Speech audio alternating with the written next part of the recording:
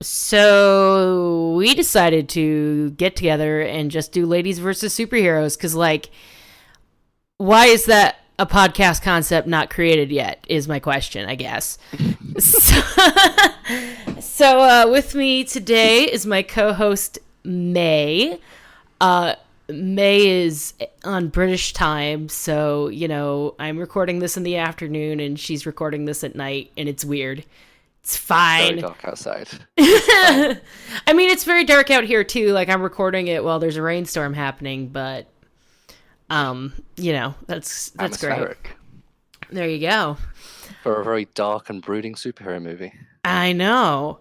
So, uh, so the concept of the podcast is basically to explain, have more of a conversation than like what I do in my video essays, where I present a thesis on a specific thing, and more have a conversation about what concepts we liked from from the movie or media in question, and what we thought of specific things regarding the movie and that kind of thing. And it's just going to be a general flow. So my goal is to have this podcast be an hour to an hour and a half. But I mean, if we get like super involved in a conversation, obviously it might run a little longer than that. So, yeah, that's pretty much it. May, what do you do for a living? Nothing.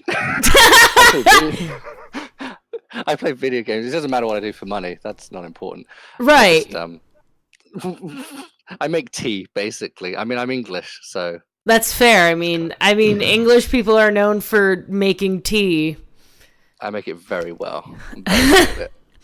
So today we're gonna talk about the gritty, fantastical failure of a movie. We're gonna talk about Spider-Man Into the Spider-Verse, which is a failure on every level. I'm just kidding. It is probably the best comic book movie ever made.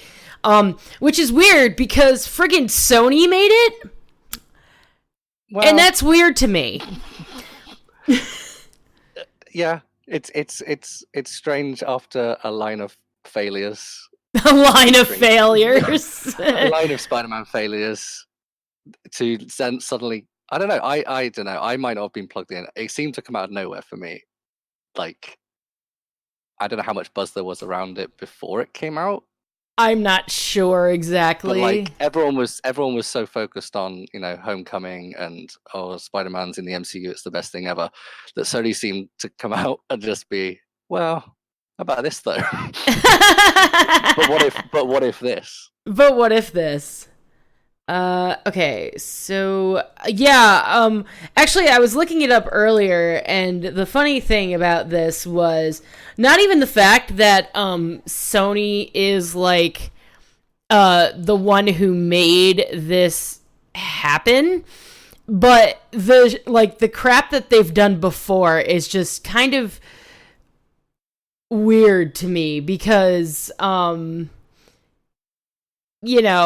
it just makes no freaking sense on how they how this movie even came about, because like you have like Sony, this big mega corporation, which I will address probably more towards the end of the episode. I'll address the whole merger, the loss of Spider-Man, because it's related to this episode as is anyway, to the MCU. So I'll explain that in a little bit.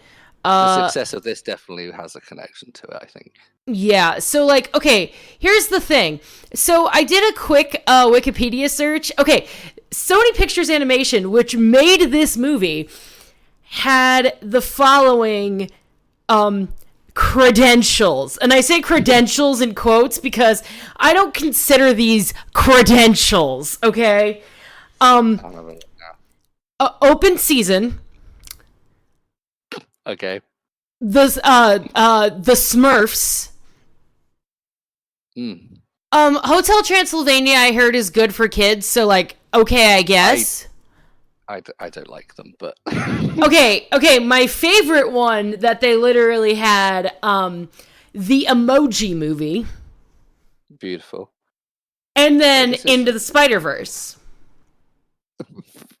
Like that's their like MO. Like obviously there's stuff in between that, but those are the big hard hitting ones. There's like there's a couple. They're like any good ones are like Arthur Christmas is quite good. Pirates, they're like, but that's like an Aardman thing. It seems like if they collaborate, like there's a couple of things, or if there's like a big, so like Cloudy with a Chance of Meatballs is more of like a, run by same guy. Who is it? Phil Lord and Christopher Miller. It seems like more of their vision than just like here's go make an animated Whereas movie. like the Emoji Movie, go make a movie with penguins because Happy Feet, or go make a movie about emojis because that's what kids are into these days, right? Like that's literally. I feel like that was the board meeting, like for that movie was basically like, yeah, so we're gonna make an emoji movie, and everybody at the board meeting is either of two minds: either A, what the hell's an emoji, or B, yeah, kids like those things, right? Well, people liked Wreck-It Ralph. People liked like Inside Out. So let's make. But what if emojis? But what if emojis? Which I watched that movie. I watched the Emoji Movie while drunk, and it was not any better drunk as it is when you're sober. So, fun fact about that movie, I guess. So this is the motion picture company responsible for Into the Spider-Verse. I don't know. Where do you want to start? I mean, there's so much to talk about. It's so good. Well, I started making note. I was rewatching. I started making notes, and all I got was that the opening was great, and that there's a bit where it has the date as Decemberary. Yeah. That's the notes I made. Those are my notes. Brilliant research. Anyway, yeah, we can talk about the opening. I really like, I like how they broke down all of, the Spider-Man intros for sure.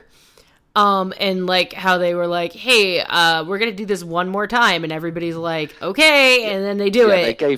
They gave it, they obviously like really boiled down the quickest, most entertaining way to explain. Because they knew they had to have, what is it, five, six? There was 6 of them. Those little openings. Yeah. They knew they had to have that, so they were like, we need to get it down to a point where it is going to be fun every time. Well, yeah, and I really liked that when they announced like when they showed Spider-Ham and Spider-Man Noir and the anime Penny Parker, that they did it all as like one thing. Just kind of be like, all right, we introduced them all at the same time. Here you go. Yeah, but they all still got their time to shine and like have their own little animation styles shown off and all that. But they definitely focused in on like these are the interesting ones. Your Gwen, your Miles, and your Peter B. Parker are your mains. Right. These guys are flavor. Yeah, which I would like to point out that this is one of the best movies in existence, if for no other reason than Nicolas Cage exists in it as Spider-Man Noir. Fight me. If you use Nicolas Cage well, if you point him in the right direction, he'll give you gold. Which apparently he did for this, so it's fun. You say to him, Nick, you're going to be a dark, brooding Spider-Man from the 30s who punches Nazis, and he'll say, I know how to play this. I mean, yeah. It's good. No, it's good. All the characters were great too. I mean, I really liked that like Aunt May was like a prominent figure as well, even though she was technically a side character. My favorite moment in the movie is when Doc Ock, who is a woman in this universe, shows up and May just goes, "Oh great, it's Liv." I like I was looking at one of those terrible BuzzFeed things of things you didn't notice in the Spider-Verse movie, and one of the things was that she has like octagon shaped glasses and lights in her office. Mm-hmm. And like like little things like that, and like her calling her Liv when she said, my friends call me Liv, and it's this idea that like, do they go for like cocktail parties together or something? Like, what are you up to, May? My favorite, I think my inclination about that was that they were like old college roommates at one point, or like before she became a supervillain, like they were like in college together. Maybe she's very smart and she got put ahead at a young age, maybe. Yeah, so like, and then of course, I would like to talk about the two characters that I think made the three characters I think that made the most progress in terms of like the overall arc of their story. And I'm going to start with this smallest character first, and that's Miles's dad. Miles's dad is a cop that starts out the movie hating Spider-Man, and by the end of the movie kind of respects his methods even though he doesn't agree with them. Because he basically saved the city from a giant ass black hole. So it's really nice to see not just the spider people grow, but also side characters as well. And he's never shown as being a bad guy he's like, his mind gets changed, but he's never at any point like an antagonist to anyone. No. He's just, and you understand his motivation. You're like, well, he explains it very clearly. He explains his issue with Spider-Man, and it's literally just a little case of him learning a lesson through cooperation. Right. And it's really nice to know that, like, they did a really good job with his character. The other two characters, which their fates are kind of intertwined to begin with, I really like the Peter B. Parker and the Miles Morales arcs, if for no other reason than one of the fun facts that I learned about the movie while researching it was that Miles starts out the movie at 12 frames per second and slowly goes to 24 frames per second to meet with the rest of the spider people, which I think is a really nice touch for like the comic book aspect of the movie. I've seen a couple of videos mentioning that, and it's interesting. I think that the scene that shows it off, a lot of what I've seen as the scene that shows it off is the swinging through the forest, escaping from the lab. Mm-hmm. You can really see it there because of the amount of motion. You can really see the sort of stuttering, and it fits with that scene because he's stumbling and he's struggling to get his bearings. Right. And it's an interesting little touch that it's the same way film uses color to just subtly pick things out that your subconscious might just relate. So you sort of see him, you're not quite sure what's off, but he just doesn't seem as fluid, and that registers to you in a subtle way.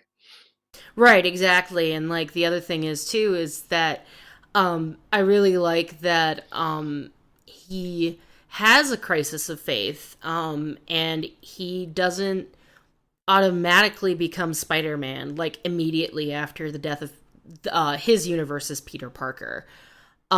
Which that was the stunning thing about the movie for me on first watch was I was like, okay, this is called Into the Spider-Verse. We got introduced to Miles Morales, and we were like, okay, and I was like, okay, cool. So Spider-Man and Miles are going to team up and they're going to learn shit. And nope, like literally 3 minutes after he meets Spider-Man, Spider-Man is dead. And I'm just like, okay.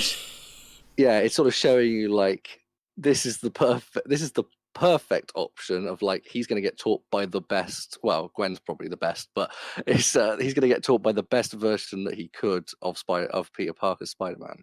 Right, in his universe, at least. It sort of teases you with that idea that like he's gonna be okay, and then no, no, he's and not. And then Kingpin. Which, by the way, if we could talk about Kingpin for a second, holy crap, he's very large, and he's very good. I really like that his motivation is not to do with money. His motivation is to get his wife and son back, which is actually considering like what I know about Kingpin as a character in comic books, is actually a pretty noble. I mean, he's going about it the wrong way by trying to put a black hole in the middle of Brooklyn, but I mean, at least he's trying to do something that's not like going to like hopefully affect anybody else, and he's really just selfishly motivated to get his wife and son back. And also, Which, it's just an interesting motivation in general for a supervillain because it's not let's take over the world. It's not let's blow up this thing. Let's steal this thing. It's a not one I've necessarily seen before of like I'm trying to do something sort of selfishly for my own, but that's you know what I mean. It's yeah, an like if interesting my motivation in personal general. happiness is more important than whatever the hell you guys are doing. Like Vulture in Homecoming was great, but his motivation was I need still lots of money. And they tried to, they put it in there like, well, I need to support my family and all that. But at the end of the day, he was greed. He wanted to steal the things to make Right. the money to, yeah. And like, that's a lot less interesting than I want to build a giant Collider to multi-dimensional go get machine. my I'm gonna to build a get my dimensional kid machine and to my get my wife kid back. back. Yeah. Yeah. And it's like, So that and would definitely go well. yeah, and I really like the motivation that Kingpin has in this film. And all the voice work was spectacular. I just want to talk about Miles's arc for a second in that I really like that they take the time to develop his relationship with his dad and his uncle, respectively, and how each of them treat him differently. And the revelation that his uncle is a agent for Fisk, bent on killing him, which is revealed like about halfway through, I'd say. Yes, quite late in really. Yeah, and it's really well done. Like everything about this movie is amazing. Like the music, the visuals. I mean, it moves like a comic book, which is nice. I think him showing the relationship with the uncle and the dad is like it's two very distinct ways of that sort of male role model relationship being because Mm-hmm. neither of them are bad role models necessarily apart from when you obviously find out he's a assassin, but it's this idea of like one's going for the sort of not tough love but like showing you need to play by the rules and that's how you get along in life and that's how you succeed is to play by the rules, take whatever opportunities you can. And then the uncle is much more of a supporting the arts and let your dreams follow your dreams and do what it is you feel you want to do. And neither of them are necessarily bad, and they're sort of interesting different role models for him, and it's like that sort of being torn between the two And then for the him. third role model of all the spider people once he like starts to learn his Yes. powers. So it's like a really nice dichotomy of the two humans versus the spider people that he has to look up to. Yeah. And it's really nice that the thing I like most about this movie, I think, is the balance in terms of like all the relationships, because you have a lot of main characters in this movie and they're very, very well balanced out, with screen time related to Miles and related to each other. Yeah, none of them have like the same relationship with each other necessarily. Miles' relationship, No. like particularly Miles' relationship, with like his relationship with the spider people, with Peter Parker is like a mentor, but almost like there's almost equals as well, and they're peers, and then with Gwen, who's obviously better than him, Oh yeah, on every level. and also but there's also sort of a love interest type thing, but not it doesn't go full for the love interest, which is always good because it can always feel a bit. It would have been easy for them to like give them like a kiss at the end and like some sort of really push that narrative, Mm-hmm. but they didn't. They really went for like Yeah. a respect, like a mutual respect thing more. And like a friendship across dimensions kind of thing more than a Yeah, which again is them doing romance. something interesting with a Mm. relationship and something unexpected. Yeah, and I really like that a lot, actually. Mhm. The other things that really appealed to me in the movie are, the music was amazing. Of Um, course. and I just want to talk about the leap of faith aspect for a second. Mm. Just because of how Miles goes from being a insecure Spider-Man who can't do anything that he can do. Like, he can't turn invisible on command, he can't do his venom strikes on command, which causes the other spider people to not take him seriously until a conversation with his dad basically opens his eyes and tells him, like, it's okay to, be not be 100% all the time, but it's a good idea to at least attempt to continue to have a relationship with things that you like. And that, I think, motivates Miles enough to kind of take the leap off the building, which leads to the most stunning visual in the entire movie, where he just comes off of that building and they like flip the camera so it looks like he's just falling upward and then downwards, and it's so gorgeous. And I think that that is the epitome of what the movie's about, is not just that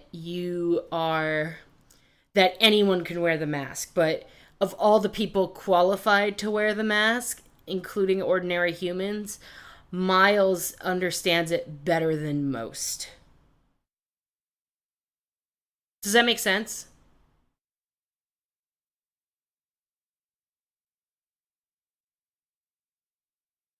Um, but yeah, so basically, um, that Miles understands the anybody can wear the mask aspect better than most. Mm. Um, because that entire scene of him dropping from the building is basically his giant leap of faith and his like realization that he is Spider-Man Yeah, on and his own contrasting from terms. him contrasting from him struggling to finding the smallest building he could to jump off. Right. And then immediately after he does that and he goes to Fisk's building, like he's so fluid with the rest of them, and it's absolutely amazing. Oh, and small spoiler, by the way, uh, the ending credits, which was absolutely amazing.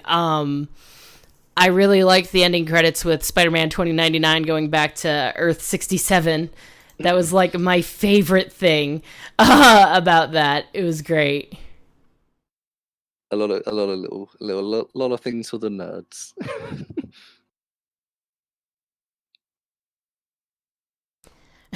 Well, I mean, it's fine.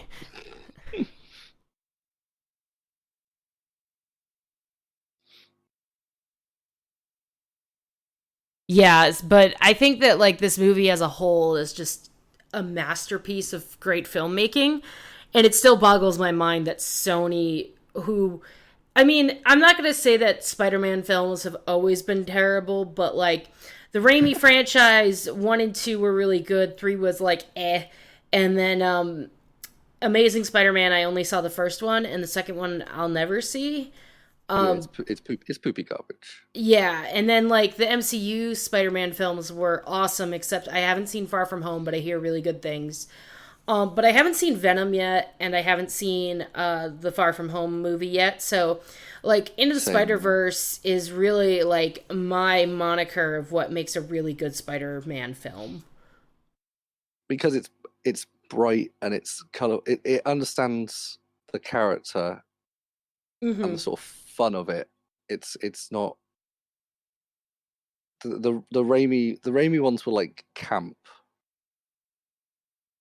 but Yeah, I can agree to that. they were still quite dark. Mm-hmm. They still dealt a lot with like the anguish of being Spider-Man. Yeah.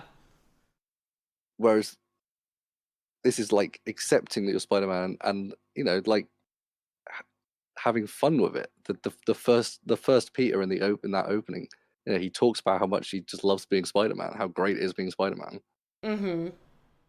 because he's a fun hero. Yeah, and it's really great because and I really like the revelation that the world discovers who Peter Parker actually was after his death. Mm. Um, and it's just like, oh crap, like, oh, he was a graduate student, like he didn't even like start his life yet. Yeah, I can't think of a. I mean, other than Iron Man, obviously he like reveals who he is, But like, I can't think of any. I mean, well, I suppose in a lot of in a lot of superhero movies, the heroes don't generally die.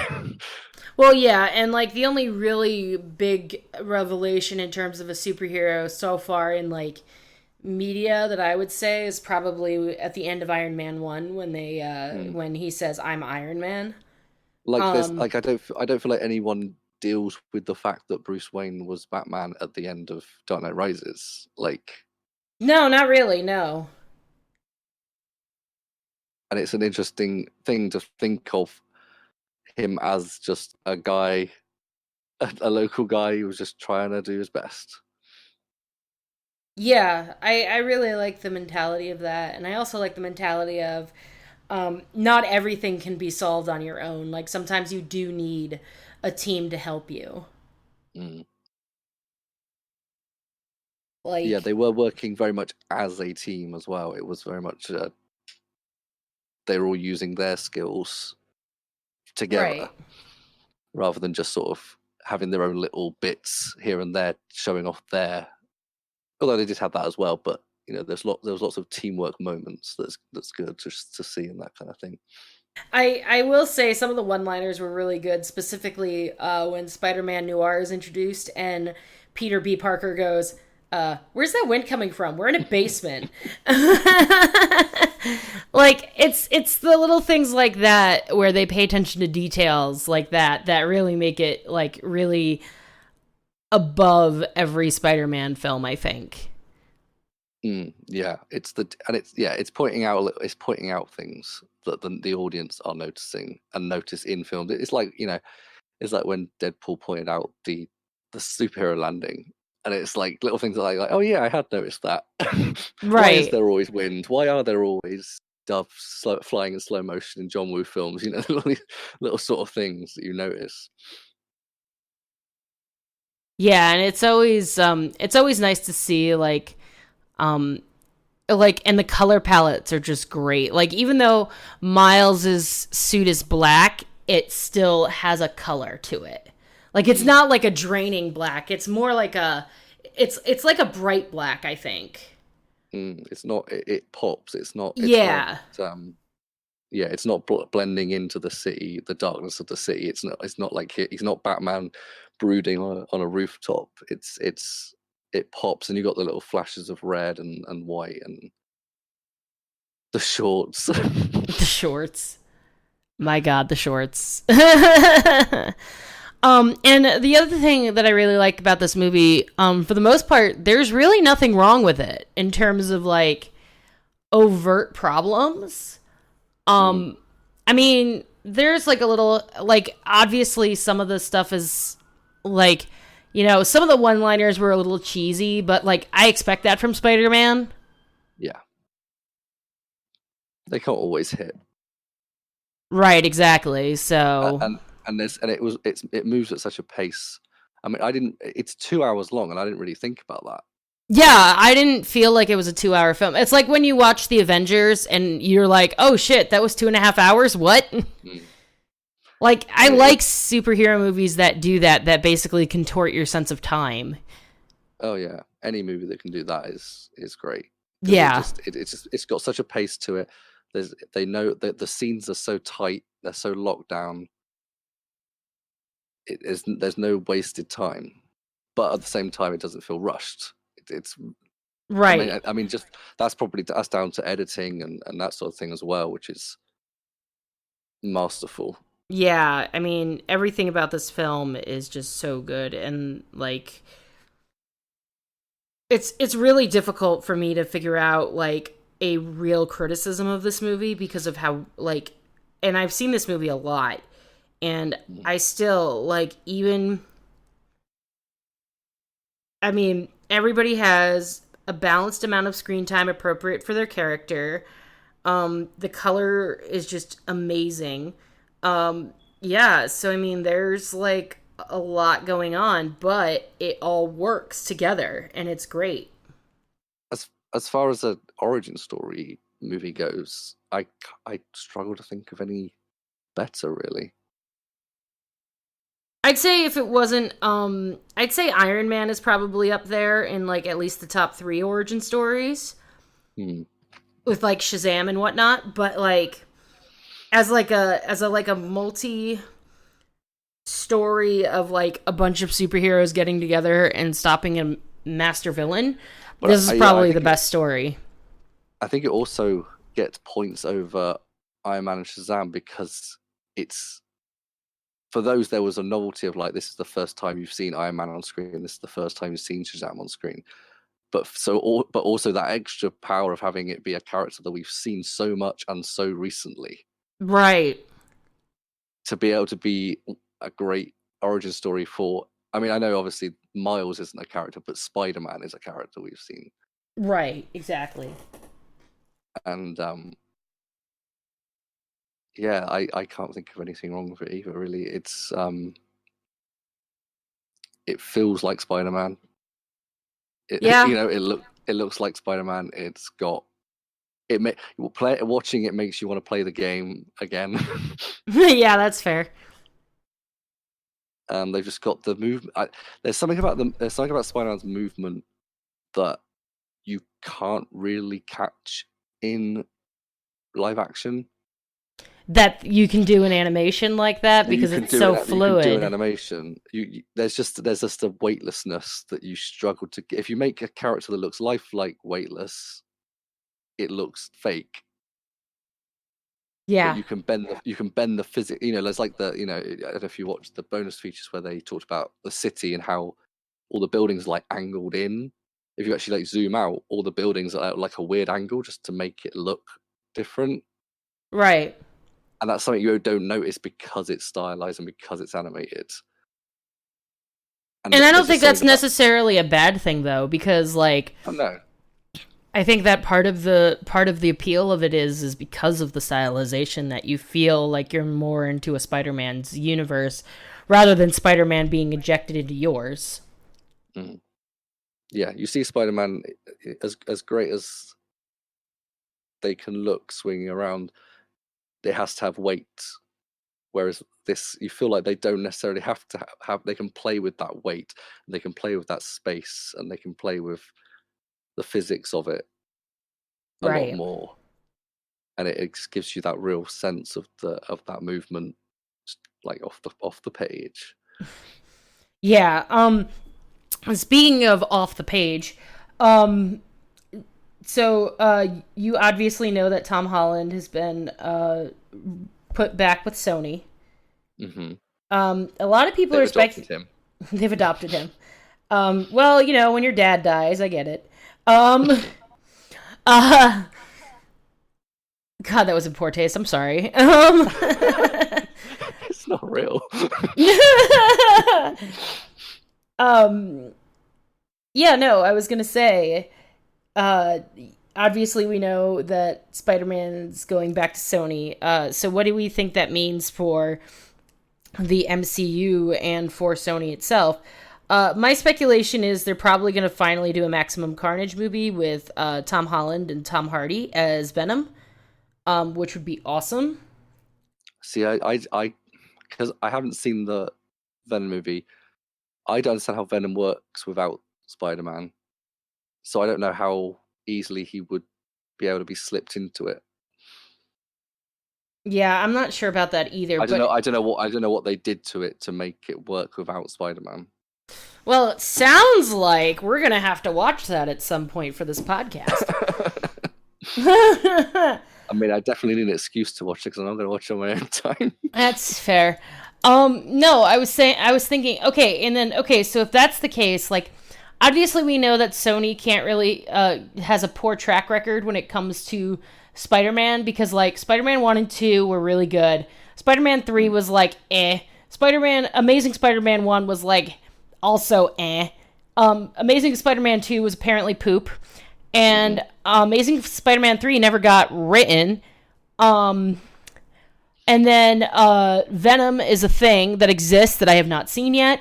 And then Into the Spider-Verse was fantastic. So, like, you have three great movies for Spider-Man, and the rest was shit.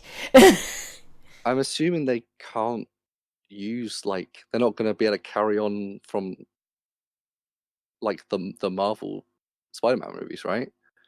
I'm not sure how that works. That's part of the speculation because I'm wondering because I mean there are characters who obviously know that Spider-Man is still running around the Marvel universe. Like, I mean, Black Panther knows he exists. Like, you know what I mean? Like there are characters who are well aware that Spider-Man operates within New York. So, I'm not Yeah, entirely they can't sure just how they're say going to do it. and New yeah, and I like they're just gonna get rid of Avengers Tower. They're just gonna like paint Avengers Tower out and just say they're not there anymore. It's just Spider-Man now. I don't know. I mean, because then you think, well, maybe just recast and like put the Tom Holland stuff aside, but then you can't recast Spider-Man again. Yeah, and the other thing is too is everybody likes Tom Holland as Spider-Man. Yeah. And the other I mean, thing about Andrew that, Garfield was all right as Spider-Man. He was just a bit old, and he was terrible Peter Parker. yeah, whereas Tom Holland has nailed it. So, Mm. I mean, and I really liked that in Homecoming, like his first villain was Vulture. Like that really Mm. fit for him. Um, and from what I've seen in the trailers for Far From Home, Mysterio looks like the next logical progression. And then if they do Maximum Carnage, that really does feel like a third movie that would be correct. Yeah, yeah, I mean the third Sam Raimi went for the symbiote storyline as well, so it does make sense as a third, doesn't it? Yeah. I Um, don't know. I don't know. I mean, I feel like they're gonna. I don't know. To be cynical is to say like they're they're gonna probably fuck it gonna up. sort it out. No, they're probably gonna sort it out. They'll probably find a way to get him back in the MCU, and they'll probably like it will probably be fine. Like Well, Disney wanted because 50%, I think, is what the speculation was.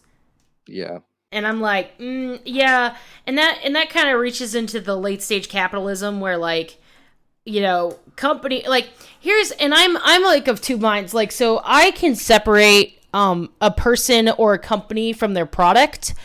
Not a lot of people can do that. Like I view the MCU as a mythological thing that exists in our pop culture.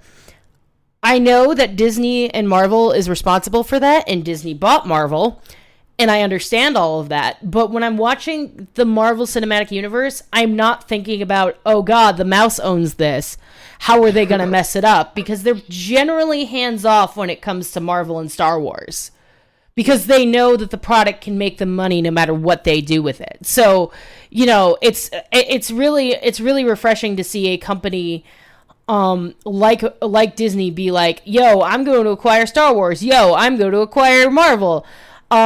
Do whatever the hell you want with this, And now that they've bought Fox, like a lot of people are like, oh, so now we have the Fantastic Four and like X-Men back and it'll be great. And like other people are like, oh, well, this just is another piece of the media empire for the mouse. And it's like, I'm really of two minds about it because, like, on the one hand, like with Sony splitting up with with MCU over the Spider-Man thing, like not everybody's under the umbrella anymore. So, it's not going to make. I don't think the next couple of movies of people who know that Spider-Man exists in the MCU are going to make sense unless they acknowledge it.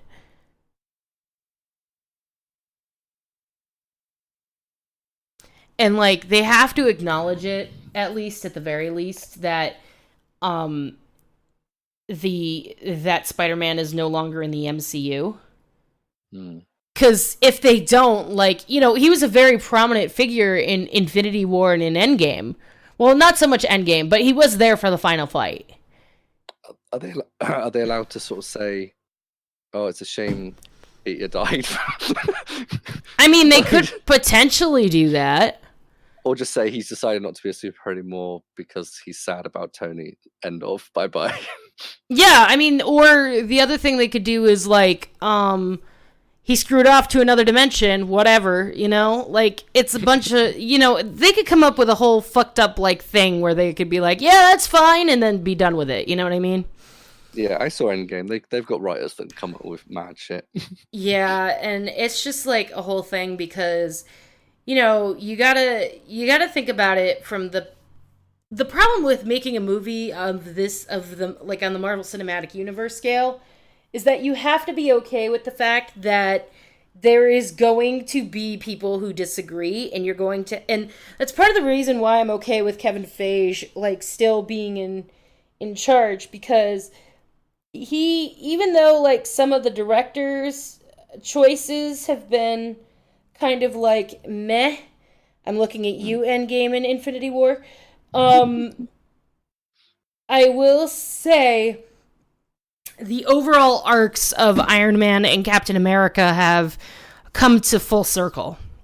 Mm. And you can't really do something like that without a head of studio who knows what the hell they're doing. You know what I mean? Yeah.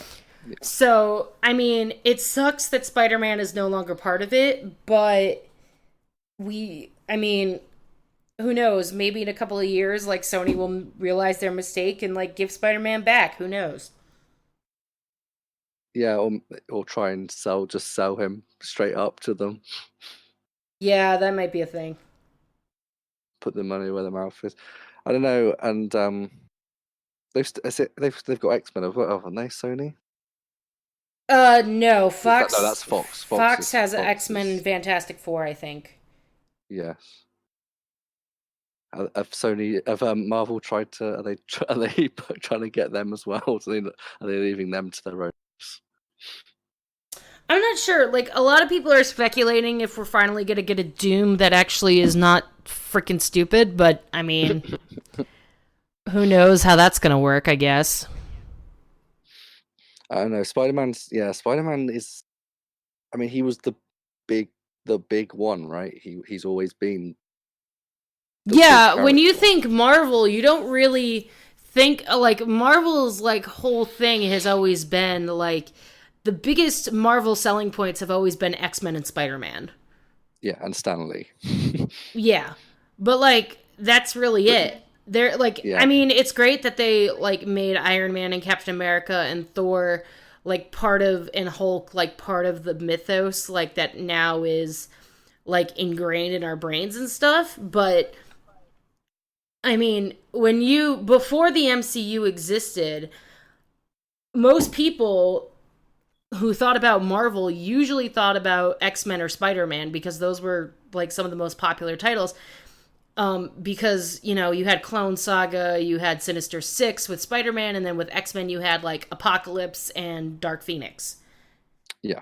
So, like, you know... I think the 90s cartoon had a lot to do with that as well. Oh, yeah, the 90s cartoons were also a big factor. Just like with DC, a lot of people only know the big three.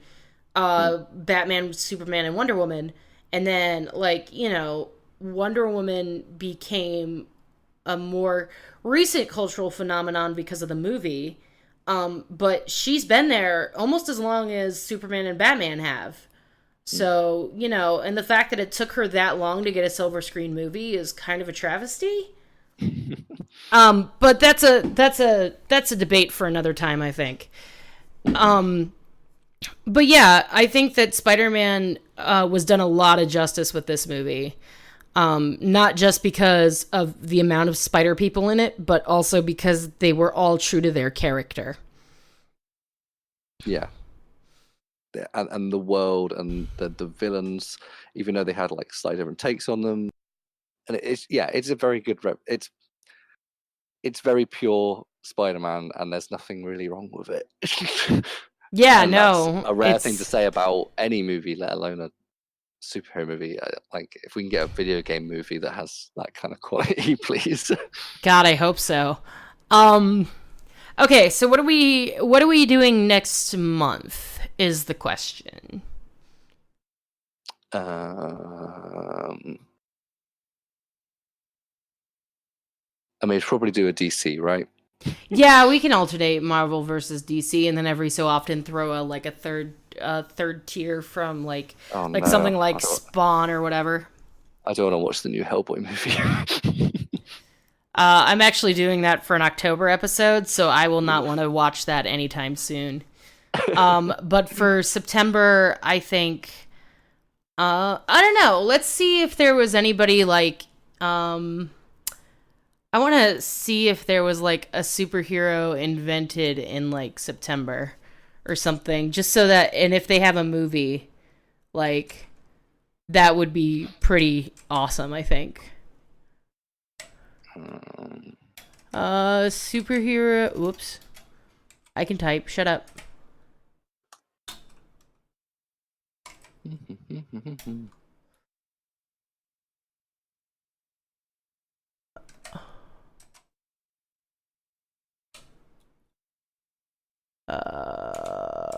I'm looking. It's like taking forever.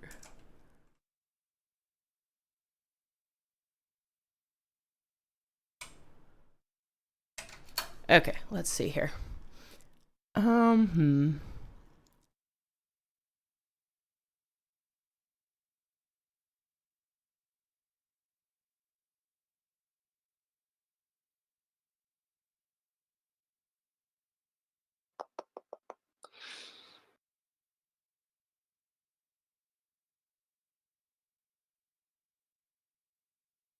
Nothing's really popping up.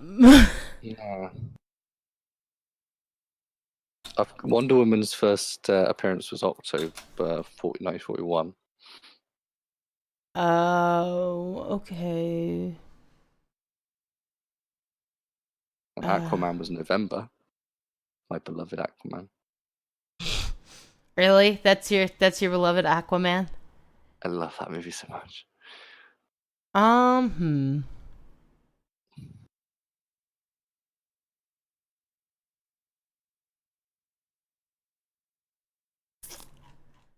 Okay. Then I will do superheroes. Superheroes. Oh God.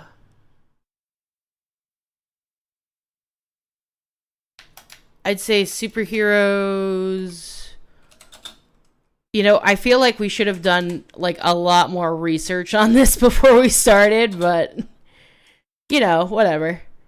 This is only the first episode. Like, now we know for next time to actually do some research or something. In September.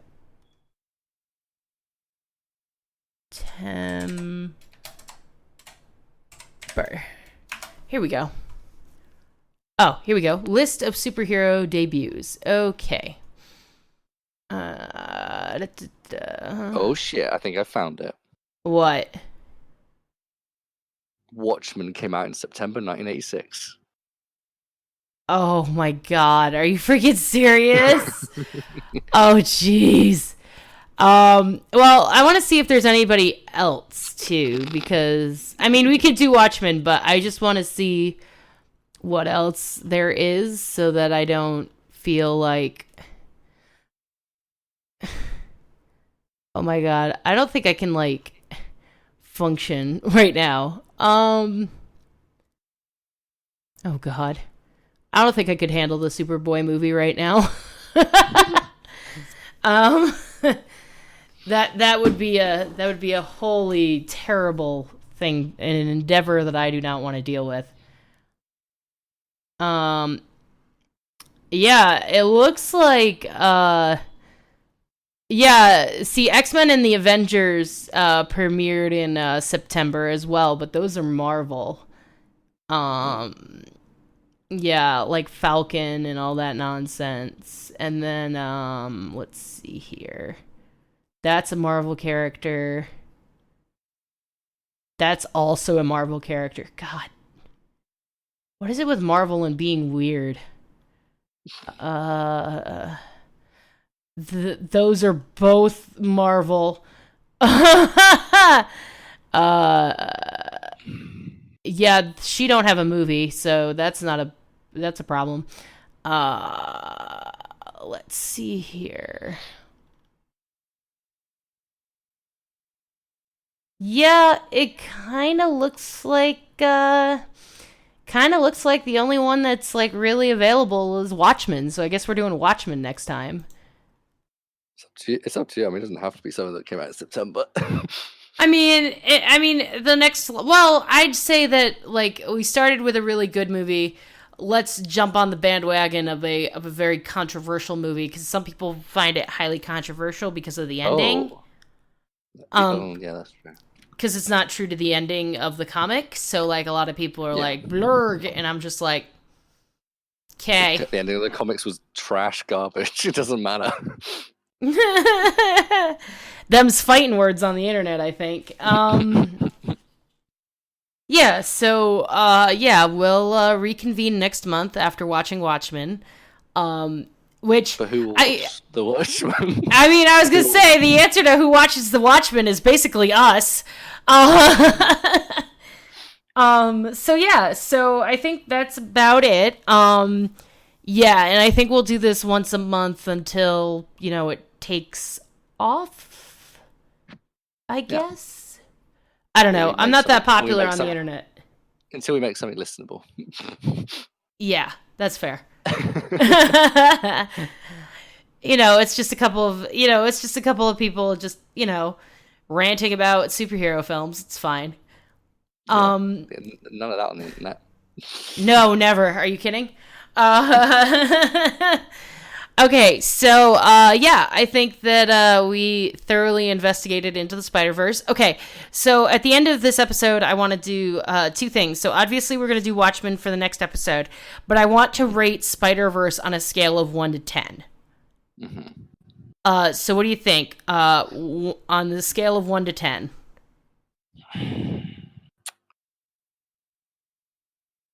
I mean, I probably have to go 9 just because I think that there's always room for better. That's fair. But I can't necessarily think of anything wrong, but I'd say 9. Yeah, I'd say about a 9 or a 9.5 if you want to like stretch it a little bit more towards perfect. Really the only superhero movie that's a 10 is Batman v Superman, so it's hard to... I'm leaving this podcast. No, we'll get to Batman v Superman at some point. Yay.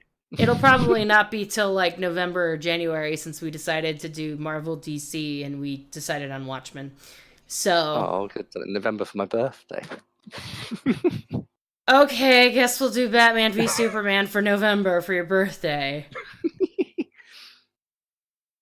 October we got to do something Halloween-esque. I'd say the first Hellboy. The one by Guillermo del Toro. Yeah. I think that's like the next couple of episodes for us. So we're going to do Watchmen in September. October we'll do Hellboy. And November we'll do Batman v Superman. And then as a palate cleanser in December, we'll do the most Christmassy of all the superhero movies. I don't think there is one. I feel like Iron Man 3 has a lot of Christmas stuff in it, right? Doesn't he like go to that town at Christmas? I think so, but like I don't think that counts because that's like not really a Christmas movie. Is Die Hard a Christmas movie? Well, yeah, duh. It takes place on Christmas Eve. Come on. Could you argue that, Die Hard is a superhero movie? I mean, yeah. I mean, technically he does things that no other person can. Yeah. I mean, we could technically do Die Hard if you really wanted to. My mum would be happy. She likes that.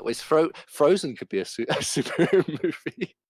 I'm not doing. Well, it has to be live action because that's how the thing works. So, I guess we're doing. What? I guess we're doing. I'm sorry. Did you just say it had to be live action? Yeah, and the only reason we made an exception for Into the Spider-Verse is because it's the perfect movie. I feel cheated. So remember, kids, the way to get your friend to do a podcast with you is to lie and tell them that you're going to review Into the Spider-Verse, then review Into the Spider-Verse, and then tell them that they're never allowed to talk about it again. No, the way to get podcasts is to taunt your friend on Twitter. Like an adult. Speaking of not adults, I am so sorry that both of our countries are shit right now. Yeah. Oh, God. What could be done? Voting them out, I guess. Yeah, so in conclusion, Spider-Man is a Spider-Man, as any Spider-Man can, and anyone can wear the mask. That's how it goes. And it always fits eventually. It always fits eventually. And when in doubt, just be like a creator and just meme the crap out of Spider-Man. Yes. All right, we're gonna get out of here, but yeah, I think that we're good to go. I will see you next month for Watchmen. Yes. Good luck editing. Gee, thanks.